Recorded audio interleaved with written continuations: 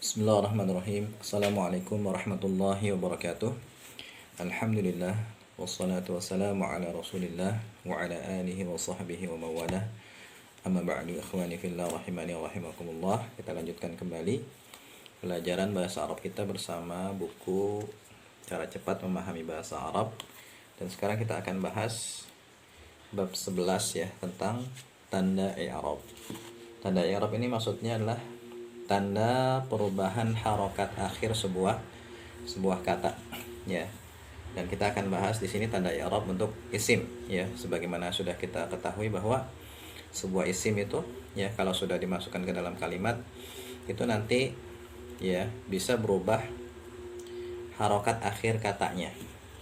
Ya, bisa berubah harokat akhir katanya sesuai dengan posisinya dalam kalimat. Dan di sini kita akan bahas ya kaidah penentuan harokat akhir isim ya saat sudah dimasukkan ke dalam kalimat. Sebelumnya kita sudah bahas bahwa ya saat sudah dimasukkan ke dalam kalimat, isim itu nanti bisa dikelompokkan menjadi 3 ya, marfu, mansub dan majrur. Nah, untuk bisa dimasukkan ke dalam kelompok yang marfu ya, dia harus berposisi sebagai diantaranya ya mubtada atau khabar atau fa'il dan lain sebagainya. Dan untuk bisa dimasukkan ke dalam kelompok yang mansub, dia harus berposisi sebagai diantaranya sebagai maf'ul bih dan lain sebagainya. Dan untuk bisa dimasukkan ke dalam kelompok yang majrur ya, dia harus berposisi sebagai diantaranya al-masbuqu biharfil jar ya. Nah, masing-masing kelompok ini, dari 3 kelompok ini ya memiliki tanda i'rab atau tanda perubahan harokat akhir katanya ya. Dan tanda i'rab masing-masing kelompok ini punya istilah ya. Untuk kelompok yang marfu, tanda i'rabnya namanya tanda rafa. Untuk kelompok mansub, tanda i'rabnya namanya tanda nasab. Dan untuk kelompok yang majrur, tanda i'rabnya itu adalah namanya tanda jar ya. Jadi ini dihafalin aja dulu ya, tanda rafa, tanda nasab, tanda jar. Sama seperti sebelumnya, istilah marfu, mansub, majrur itu dihafalin dulu aja. Nah, istilah-istilah ini penting ya untuk modal mengi'rab kata ya. Mengi'rab kata maksudnya menjelaskan status sebuah kata saat sudah dimasukkan ke dalam kalimat ya. Apa kedudukan dia, kemudian apakah dia masuk kelompok marfu, mansub atau majrur, kemudian tanda i'rabnya apa. Itu maksud dari mengi'rab kata. Dan i'rab ini ya sangat penting supaya kita bisa ya memahami sebuah kata dengan benar ya. Jangan sampai kita di situ ya menganggap fa'il itu sebagai maf'ul bih atau sebaliknya maf'ul bih sebagai fa'il. Tentu nanti maknanya akan berbeda ya. Nah, di sini ada contoh i'rab. Ada contoh i'rab misalnya pada kalimat Zaidun ustazun. Zaid adalah seorang ustaz ya. Yaqra'u Zaidun kitaban fil ghurfati. Zaid membaca sebuah kitab fil ghurfati, di dalam kamar. Nah, sekarang kita coba i'rab ya, kita coba jelaskan status katanya. Di sini kita baru bahas i'rab isim ya. Nanti kita akan bahas i'rab fi'il, dan nanti di tingkat lanjutan ada i'rab huruf juga. Huruf bisa di i'rab juga ya. Di sini Zaidun ya sudah kita bahas ya tentang kedudukan isim. Zaidun di sini dia berposisinya sebagai mubtada ya. Berarti kalau dia mubtada masuknya kelompok marfu. Nah, isim yang masuk kelompok marfu memiliki tanda rafa. Di sini tanda rafanya dengan dhammah.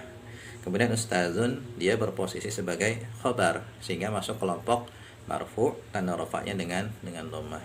Kemudian Zaidun pada kalimat yang kedua dia berposisi sebagai fa'il ya, sehingga masuk kelompoknya marfu, tanda rafa'nya dengan dhammah. Kemudian risalatan dia masuk berposisi sebagai maf'ul bih ya. Di sini bukan risalatan maksudnya ya, kitaban ya, kitaban ini salah ketik. Kitaban ya berposisi sebagai maf'ul bih ya, sehingga termasuk kelompok yang mansub, tanda nasabnya dengan fathah ya. Bagi antum yang punya cetakan lama nih ya, ada kekeliruan nih, tanda nasabnya dengan kasroh yang benar dengan fathah. Ya. Kemudian al-ghurfati itu berposisi sebagai masbuk bi harfil jar sehingga masuknya kelompok majrur, tanda jarnya dengan kasrah. Ini contoh mengi'rab kata, ya. Dan untuk tanda i'rab yang diberikan di sini ini semuanya dinamakan tanda i'rab utama. Ya, tanda i'rab utama dan semuanya itu berupa harokat. Nanti ada namanya tanda i'rab cabang berupa huruf yang akan kita pelajari di tingkat lanjutan. Di sini kita baru pelajari tanda i'rab utama yang berupa semuanya berupa harokat dhamma, fathah dan kasrah. Dan nanti di tingkat lanjutan insyaallah akan kita rinci. Yang penting di sini ya antum paham kaidah penentuan harokat akhir kata. Di sini kenapa mubtada ya harokat akhirnya kita kasih dhammah mubtada gitu. Karena dia masuknya kelompok marfu.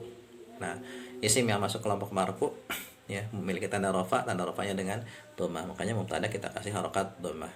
Kemudian di sini misalnya kitaban kenapa kok dikasih harokatnya fathah? Ya, karena dia kitaban kan posisinya sebagai apa dalam kalimat maf'ul bih. Nah, maf'ul bih itu masuknya kelompok apa di sini?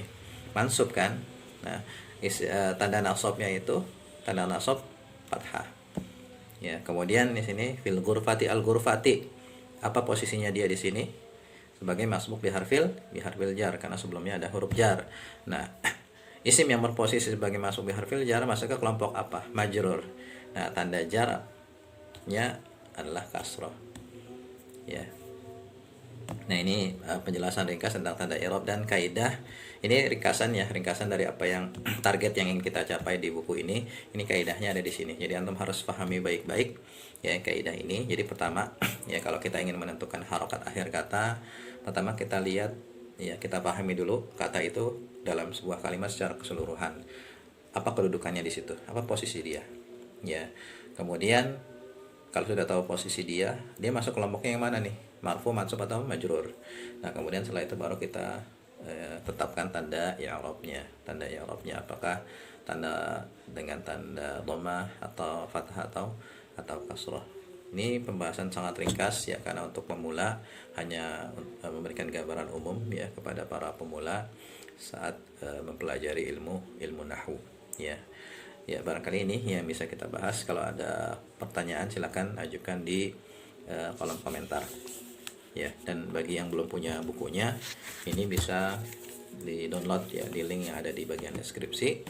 Ya, wallahu a'lam bishawab.